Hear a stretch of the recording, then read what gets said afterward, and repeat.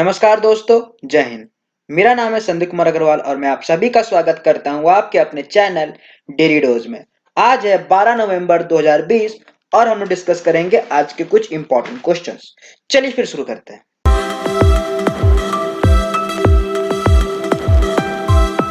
पहला सवाल है, when is national education day is celebrated. तो हम लोग भारत में एजुकेशन डे कब सेलिब्रेट करते हैं? तो ये हम लोग हर साल 11 नवंबर को सेलिब्रेट करते हैं।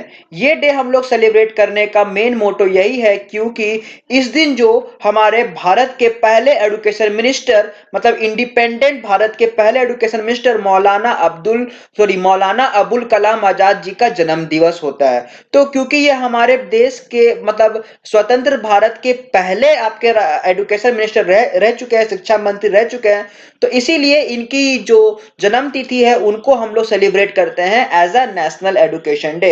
क्योंकि इनका कहना था कि जो हमारे देश का जो स्कूल है वो एक तरह का लेबोरेटरी है, प्रयोगशाला है, जहां पे बहुत सारा हम लोग प्रयोग करते हैं और तरह तरह के नए नए हम लोग बच्चों को बनाते हैं, सिखाते हैं और तब जाके वो हम हमारे फ्यूचर बनते हैं और आने वाले समय में हमारे देश को अब बनाते हैं। ठीक है, तो इन्हीं के कारण है कि भारत में कई आईआईटीज खुले हैं। ठीक है, और बहुत सारे इंस्टीट्यूट का भी खुलने के कारण इन्हीं के हैं। तो इसीलिए हम लोग हर साल नेशनल एजुकेशन डे इनके जन्म दिवस पर मतलब 11 नवंबर को सेलिब्रेट करते हैं। अगला सवाल है, when who has topped the list of Adel Give Hurens India philanthropy list। तो एडल गिव ह्यूरेंस इंडिया फिलेंथ्रोपी लिस्ट के जो आपके विनर है या फिर जो उन्होंने आपका टॉप किया है, तो ये है आपके अजीम प्रेम जी। अजीम प्रेम जी आपके फाउंडर और चेयरमैन है विप्रो लिमिटेड के और इनके द्वारा टॉप किया गया है ये लिस्ट एडल गिवरेंस इंडिया फिलेंथ्रोपी लिस्ट। जो बेसिकली आपकी लिस्ट है वो ये डिसाइड करती है कि कौन कौन हस्ती ने, किन महान हस्तियों ने या फिर किन लोगों ने कितना ज्यादा कंट्रीब्यूट किया है, डोनेट किया है, दान किया है। तो इस दान वान में आपका अजीम प्रेम जी ने सबसे ज्यादा दान किया है, जो कि है लगभग 7,904 करोड़ रुपया। और ये इन्होंने अप्रैल 2019 से लेके मार्च 2020 के बीच में किया है। और उसका भी दान करने का मतलब डोनेट करने का डिफरेंट डिफरेंट फिलेंथ्रोपिक काउजेस थे।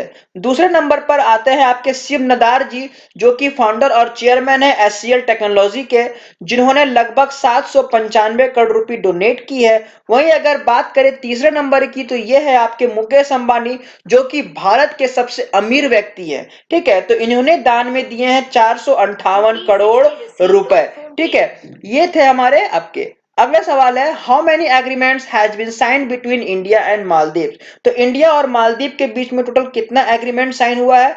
तो ये आपके 4 एग्रीमेंट साइन हुए हैं इंडिया और मालदीव के बीच में। तो इंडिया और मालदीव के बीच में ये जो एग्रीमेंट साइन हुए हैं ये इसलिए क्योंकि अभी फिलहाल में फॉरेन मिनिस्ट्री है जो हमारे भारत देश के, हर्षवर्धन श्रृंगला, जो उक्की अभी मालदीव विजिट किए हुए हैं। तो इन्होंने 4 एग्रीमेंट, 4 मेमोरेंडम साइन किए हैं इन दोनों देशों के बीच में। और इन्होंने एक चीज देखी है, जैसे कि इंडियन फॉरेन सेक्रेटरी ने अप्रिशिएट किया है मालदीव्स का एक पॉलिसी है इंडिया फर्स्ट, कहने का मतलब भारत सबसे पहले। उसको देखते हुए इन्होंने इंडिया ने भी एक पॉलिसी जारी की जिसका नाम है नेबरहुड फर्स्ट, मतलब हमारे पड़ोसी सबसे पहले। तो 4 अलग अलग प्लांटों में मतलब तरीके से उन्होंने ये 4 डिफरेंट एग्रीमेंट साइन हुई है इंडिया और मालदीव्स के बीच में। अगला सवाल है, who has leaded the 20th SCO final. ठीक है, SCO final SCO council of head of state summit आपका ये लीड किसने किया है, भारत के तरफ से हेड किसने किया है? तो ये हेड किया गया है बाय नरेंद्र मोदी।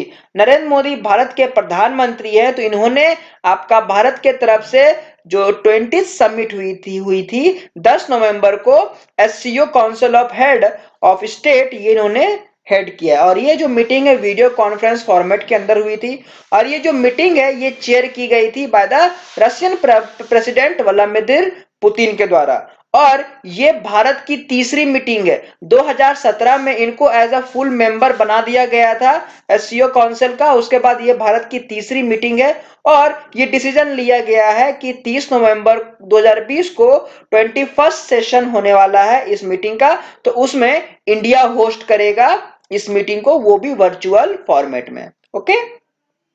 अगला सवाल है, recently Ken Spears passes away, who was he? हाल ही में केन स्पेयर्स जी का निधन हो गया। तो ये कौन थे? ये एक जाने माने टेलीविजन एडिटर रह चुके हैं। तो ये अमेरिकन टेलीविजन एडिटर के साथ साथ राइटर और प्रोड्यूसर भी रह चुके हैं। इनको ये ज्यादा फेमस इसलिए मिला क्योंकि इन्होंने स्कूबी डू जो सीरीज थी आपकी, कार्टून सीरीज, उसको आपकी को प्रोड्यूस की थी। तो इनको इनको माना जाता है स्कूबी डू के को क्रिएटर भी। तो को क्रिएटर कहने का मतलब इनके साथ एक और दोस्त थे, मित्र थे, जिनका नाम था जोय रूबी।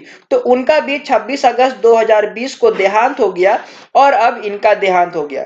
तो रूबी और आपके स्पेयर्स ने मिलकर आपकी रूबी स्पेयर्स प्रोडक्शन कंपनी खोली थी। ठीक है। और जो कि इसके बाद इन्होंने बहुत सारे काम किए हैं, जैसे कि स्कूबी डू जो कि सबसे ज्यादा फेमस थी, डायनोमट, डॉग वंडर और जैबर जो जैसे में अदर प्रोग्राम में काम किए हैं। तो इनका निधन हो गया।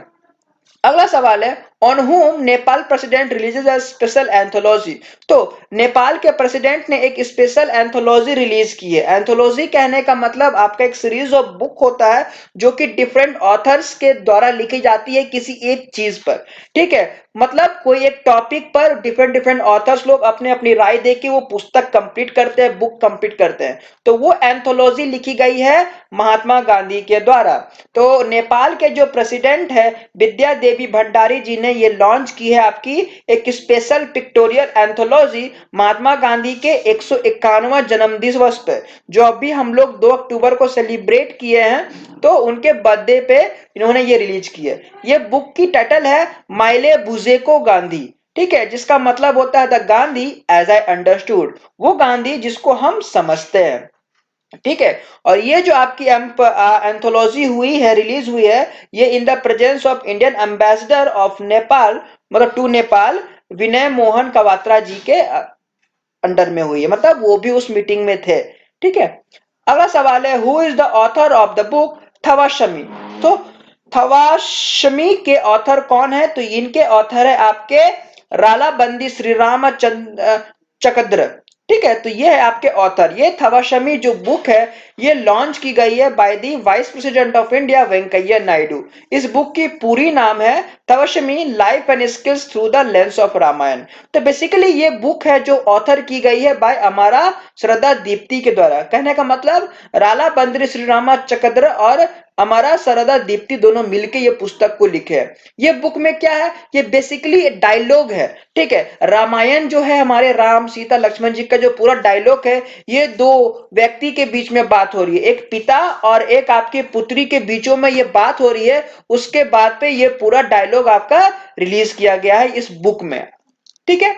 अगला सवाल है, who unveiled the model of anti satellite missile at DRDO Bhawan? तो डीआरडीओ भवन में defence research of actually sorry DRDO Bhawan में आपका किसके द्वारा लॉन्च किया गया है, अनवील किया गया है? ये एसेट मिसाइल, तो ये भी किया गया है आपका राजनाथ सिंह के द्वारा। ठीक है। तो ये जो हमारे भारत के डिफेंस मिनिस्टर है राजनाथ सिंह, इन्होंने इंस्टॉल किया है आपका, या फिर बेसिकली सॉरी अनवील किया है एसेट। एसेट कहने का मतलब एंटी सैटेलाइट मॉडल, जो कि इंस्पायर्ड है by the DRDO. Okay. Defence research and development organisation fraternity के द्वारा। तो बेसिकली क्या है आपकी, ये एक मिशन शक्ति थी। ठीक है। जो कि भारत की पहली एंटी सैटेलाइट मिसाइल थी, जो कि सक्सेसफुली टेस्ट हुई थी 2019 में 27 मार्च में। और ये हुई थी आपकी doctor APJ Abdul Kalam island Orissa से। तो उसके बाद धीरे धीरे ये और डेवलप की है, और करने के बाद इसी के साथ भारत बन गया है आपका चौथा नेशन जो कि आपके आउटर स्पेस की कैपेबिलिटी रखता है। तो उसी को आपका एक ट्रिब्यूट करने के लिए anti set missile DRDO Bhawan में एक आपका मॉडल नवील किया गया है। अगला सवाल है, which country has launch world first 6G experiment satellite? तो 5G तो हम लोग सब यूज कर रहे हैं, मतलब सब लोग यूज नहीं कर रहे, इंडिया में अभी 4G चल रहा है आने, और कुछ कुछ देशों में 5G है। लेकिन चाइना क्या है, वो 6G आपका टेस्ट कर रहा है। ठीक है, तो 60 स्टेट कर रहा है, तो ये लॉन्च किया गया है चाइना के द्वारा। तो चाइना ने अपना 60 सैटेलाइट सक्सेसफुली लॉन्च कर दिया है अपने ऑर्बिट में। साथ ही साथ उन्होंने 10 कॉमर्शियल रिमोट सेंसिंग सैटेलाइट भी लॉन्च किया है, डेवलप, जो कि आपकी डेवलप की गई थी बाय द अर्जेंटीनियन कंपनी स्टेलॉजिक। तो इसी के साथ ये 351वां रॉकेट है जो कि चाइना के द्वारा लॉन्च किया गया है in the long March series में। जैसा कि रिपोर्ट इनका कहना है कि ये जो आपकी 6G अगर नेटवर्क सही काम कर जाती है तो ये 5G से 100 गुना ज्यादा तेज काम करेगी। तो चाइना ने लॉन्च किया पहला वर्ल्ड का, दुनिया का 6G एक्सपेरिमेंट सैटेलाइट। अगला सवाल है, recently Carlos Gonzalez Valles passed away. हाल ही में कार्लस गोंजाल्जेस वेलेस जी का निधन हो गया। तो ये कौन थे? तो ये एक जाने माने ऑथर रह चुके हैं।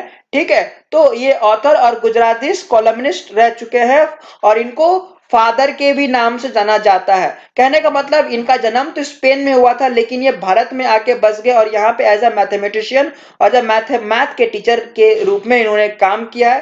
इन्होंने कई पुस्तक भी लिखी है गुजराती में, इंग्लिश में और स्पेनिश में। ठीक है, तो इनका निधन हो गया और इनको लोग प्यार से फादर वेलेस के भी नाम से बुलाते हैं। ठीक है, तो ये थे आपके कार्लस गोंजालेस वेलेस। तो ये थे हमारे आज के कुछ इंपॉर्टेंट क्वेश्चन जो मैंने आप सबके साथ डिस्कस किया। आई होप ये सेशन आपके लिए हेल्पफुल होगी। आज के लिए बस इतना ही। Thank you.